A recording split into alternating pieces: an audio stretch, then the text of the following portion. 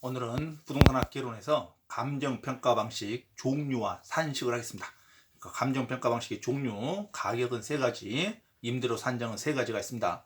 가격은 원가법, 거래사례 비교법, 수익 환원법이 있습니다.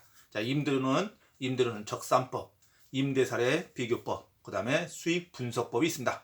자, 가격 먼저 하겠습니다. 가격에 대한 원가 평가 방법의 종류는 세 가지. 자, 비용에 대한 비용성에 대한 원가 방식에서는 원가법, 그 다음에 시장성 비교 방식에서는 거래사례 비교법, 수익성 수익 방식에서는 수익 환원법이 있습니다. 그러면 먼저 원가법이란 무엇이냐? 자, 원가법은 항상 가격 시점에서, 이 가격 시점이 기준 시점입니다. 기준 시점, 가격 시점에서 자, 대상 물건의 재조달 원가에 감가 수정을 해서 가격을 산정하는 방법입니다. 반드시 원가법 하면은 세 가지 단어가 나와야 돼. 첫 번째, 가격 시점에서, 그 다음에 재조달 원가를 다시 해서, 그 다음에 감가 수정을 공제하는 겁니다. 감가 수정을 공제하여 가격을 산정하는 것을 원가법이라고 합니다. 자, 그러면 재조달 원가가 뭐냐 하면은 항상 기준 시점에서 나와야 돼. 기준 시점에서 건물을 신축하는데 그 소요되는 건설 원가를 다시 총 합계를 말합니다. 그걸 재조달 원가라고 그래요. 재조달 원가는 건축 시점이 아니라 기준 시점, 그 물건을 평가하려는 그 시점, 가격 조사가 완료된 시점, 기준 시점에서 건물의 가격의 총 합계를 재조달 원가라고 합니다. 자, 재조달 원가를 기준 시점에서 소요되는 건설 원가의 총합, 그러면 재조달 원가라고 합니다. 자, 재조달 원가 하면은 기준 시점을 놓치면 안 돼요. 기준 시점에서의 소요되는 건설 비용의 총 합계를 말합니다.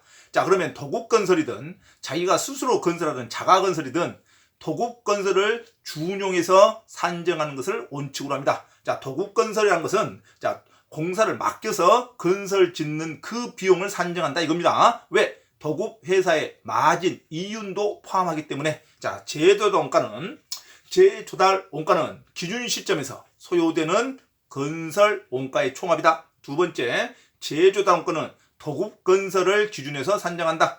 자, 세 번째, 이제 감가 수정이 나옵니다. 감가 수정은 항상 차감한다, 공제한다 가야지. 감가 수정을 가산한다 하면 안 돼요. 감가 수정이라는 것은 대상 물건에 대한 재조달 원가를 감액하여야 하는 요인이 있는 경우에 그 요인이 물리적, 기능적, 경제적 감가를 전부 고려해서 그에 해당하는 금액을 재조달 원가에서 공제하여 또는 차감하여 기준 시점에 있어서의 가액을 적정하는 작업을 감가 수정이라고 합니다.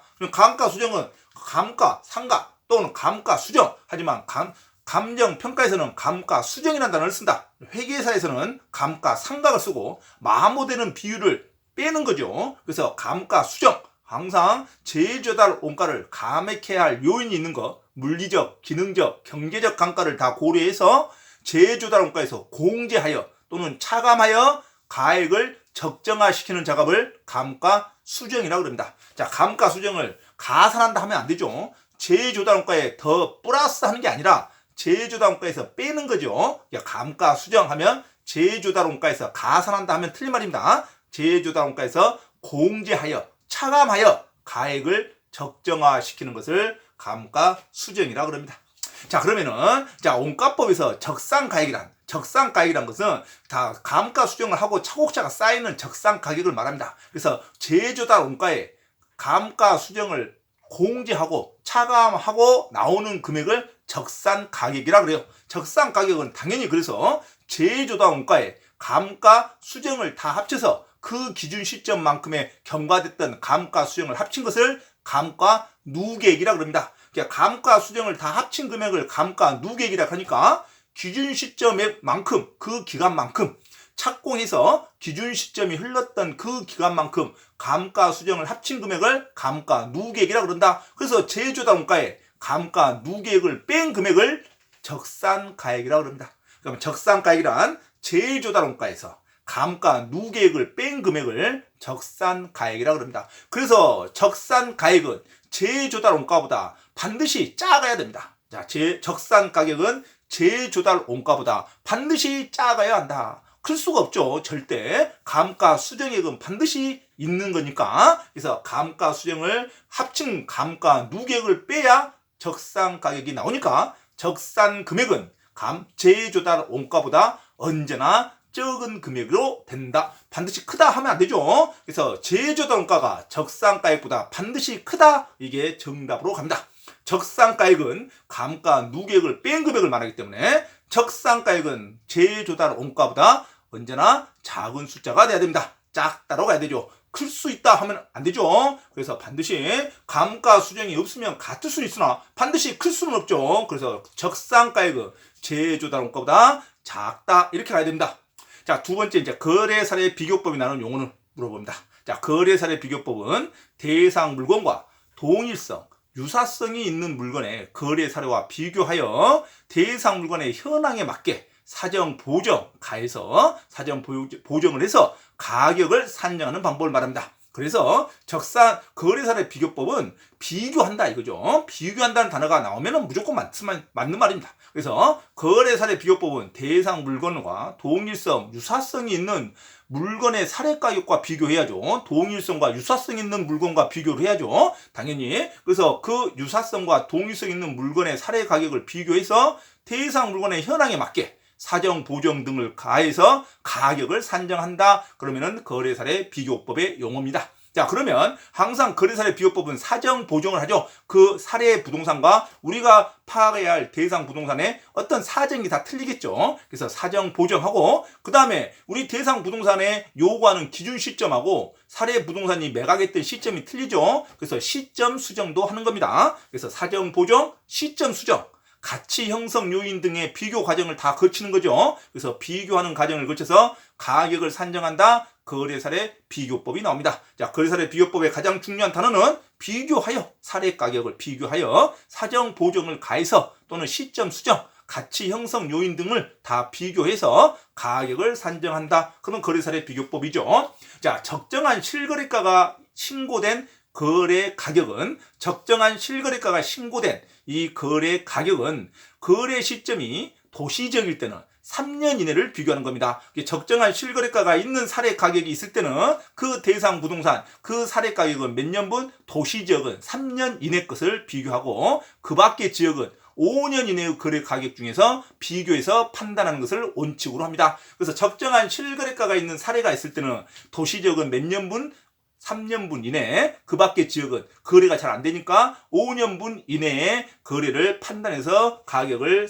측정한다. 그래서 거래사례 비교법에서 적정한 실거래가에 있는 사례를 비교할 때 몇 년분 유효기간, 도시기간은 3년분, 그 다음에 도시지역 밖에는 5년분 이내의 거래 가격 중에서 판단하는 것을 원칙으로 합니다. 도시가 3년, 그 밖의 지역은 5년분 이내의 적정한 실거래가 자료를 판단하는 것을 원칙으로 한다. 그럼 되겠죠. 자, 비중가격이라는 것은 비교해서 산정된 가격을 말합니다. 그래서 거래사례 비교법을 말하는 거예요. 비중가격. 자, 비중가격이라는 것은 대상 물건과 유사한 물건의 거래 사례를 기준으로 가격을 평가한 것을 비중가격이라 그럽니다. 그래서 비중가격은 적산가격이 아니에요. 적산가격은 원가법에서 제조달 원가에서 감가 누계액을 빼는 것을 적산가액이라 그러고, 그다음에 비중가액은 거래사 비교법에서 비교해서 산정하는 가격을 비준가격이라 그럽니다. 자, 적산가격은 반드시 제조달 원가보다는 클 수가 없다. 이렇게 나와야 되죠. 자, 다음에는 수익환원법입니다. 자, 수익환원법은 반드시 수익성의 기초로 미래에 대한 가치의 가산을 다 측정해서 가격을 평가한 것을 염두에 두면 됩니다. 그래서 수익환원법은 미래에 대한 수익성, 항상 장래에 산출될 것으로 기대되는 순수익이나 미래의 현금 흐름, 장래 또는 미래라는 단어가 반드시 나와야 되죠. 자, 수익환원법은 장래 산출될 것으로 기대되는 순수익이나 미래의 현금 흐름을 적정 환율로 다시 현재 가치로 환원 또는 할인한다는 단어가 반드시 나와야 되죠. 미래에 대한 현금 흐름과 미래에 대한 순수익을 자, 적정 환율로 환원 또는 할인하여 가격 시점에 있어서의 대상 물건의 평가 가격을 산정하는 방법입니다. 그래서 수익환원법 하면은 자 먼저 미래 또는 장래 순수익이나 현금 흐름을 자 적정 환율로 환원 또는 할인해서 자 현재 가격 시점에 있어서의 물건의 가격을 산정하는 방법 수익환원법이 나옵니다. 그래서 미래의 현금 흐름을 환원 또는 할인한다는 단어가 반드시 나와야 되죠. 환원 또는 할인해서 가격을 산정하는 방법을 수익환원법이라고 그럽니다. 자, 수익분석법이 아니에요. 가격은 항상 수익환원법이라고 그랬습니다. 수익환원법의 정의는 장래 산출될 것으로 기대되는 순수익이나 미래 현금 흐름을 자, 적정 환율로 환원하거나 할인하여 자, 가격 시점에 있어서의 물건의 가격을 산정하는 방법을 수익환원법이라고 합니다. 자, 수익가격이라고 하죠. 그래서 수익환원법에서 수익가격은 반드시 순영업소득을 환원이율로 나누면 됩니다. 그래서 환원이율분의 순영업소득입니다. 그래서 수익가격은 순영업소득을 뭘로 나눈다? 환원이율로 나누면 됩니다. 자, 이럴 때 환원이율을 자본환원율이라고 그런다. 자본환원율 또는 종합자본환원율을 환원이율이라 그래요. 자, 나눌 수 있는 이율을 말하죠. 환원이율. 자, 그래서 순소득 금액을 환원이율로 나눠야 수익환원법에서 가격이 나오는데 이 환원이율을 자본환원율이라고 그럽니다. 종합자본환원율이라고 그러죠. 자, 순영업소득을 총투자액으로 나누면 자본환원율, 환원이율이 나옵니다. 자, 순영업소득을 뭘로? 총투자 금액으로 나누면 돼요. 자, 부동산 가격으로 나누면 환원이율이 나온다. 자, 두 번째는 부채 감당률 곱하기 대부 비율 곱하기 저당 상수. 이걸 수치를 다 곱하면 환원이율이 나옵니다. 자, 부채 감당 비율, 대부 비율 곱하기 저당 상수. 그러면 부채 감당 비율 곱하기 대부 비율 곱하기 저당 상수. 이러면도 환원이율이 나옵니다. 자, 세 번째는 자본 수익률과 자본 회수율로 구성되어 있습니다. 그래서 자본 수익률 플러스 자본 회수율을 해도 환원이율이 나옵니다. 자, 환원이율이라는 것은 자본 환원율을 말하는데, 자, 부동산 자산이 창출되는 순영업소득에서 자, 해당 자산의 가격을 나누는 값입니다. 나눈다고 해야지 곱한다 하면 안 되죠. 자, 환원이율은 부동산 자산에 창출하는 순영업소득을 자, 그 자산의 가격으로 나눠야 됩니다. 총 투자 금액으로 나눠야 돼요. 나눠야 환원이율이 나오지 곱한다 하면 안 됩니다. 자, 그 다음에 자본의 기회비용과 프로젝트의 투자 위험을 반영하는 겁니다. 이 환원이율이라는 것은 자본의 기회비용과 프로젝트의 투자 위험을 다 반영하는 겁니다. 그래서 자본시장에서 시장 금리가 상승하면 환원이율도 상승하게 됩니다. 자, 이자가 상승하면 환원이율도 상승하게 됩니다. 자, 그래서 프로젝트 위험이 높아지면 자본 환원율도 상승합니다. 이 환원율이 상승한다는 것은 자, 수익 가격이 낮아진다는 말이죠. 자, 그래서 자본시장의 시장 금리가 상승하면 환원율도 상승하고 프로젝트의 위험이 높아지면 자본 환원율도 상승합니다. 자, 자산 가격 상승에 대한 투자자들의 기대를 반영하기 때문에 자본 환원율이 상승하면 부동산 자산의 가격이 하락한다 해야지 부동산 자산 가격이 상승한다 하면 안 됩니다. 자, 자본 환원율이 상승하면 부동산 자산의 가격이 하락한다 해야죠. 왜?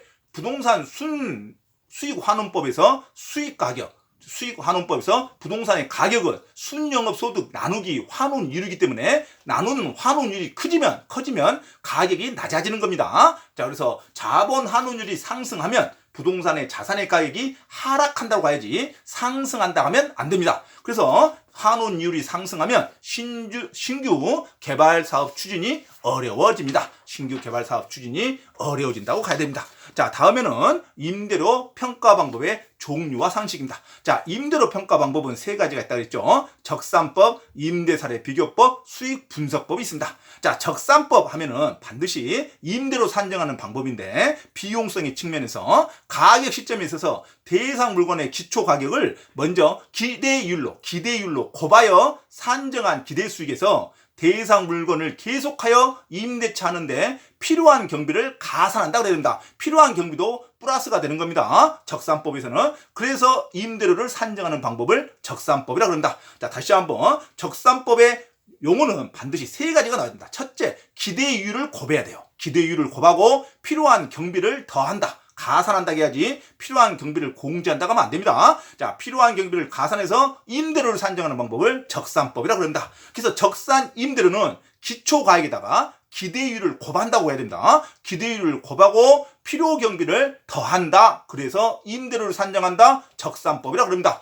자, 적산법은 가격 시점에 있어서 대상 물건의 기초가액을 기대율로 곱해서 산정한 기대 수익에 계속하여 임차하는 데 드는 필요한 경비를 가산한다고 해야 돼요. 가산해서 임대료를 산정하는 방법을 적산법이라고 합니다. 필요 경비를 공제한다고 하면 안 돼요. 자, 임대사례 비교법은 비준 임대료라고 합니다. 비준 임대료는 임대사례 임대료라가 똑같이 사정 보정하고 시점 수정하고 지역 요인을 비교하고 개별 요인을 다 비교하는 것을 임대사례 비교법이라고 합니다.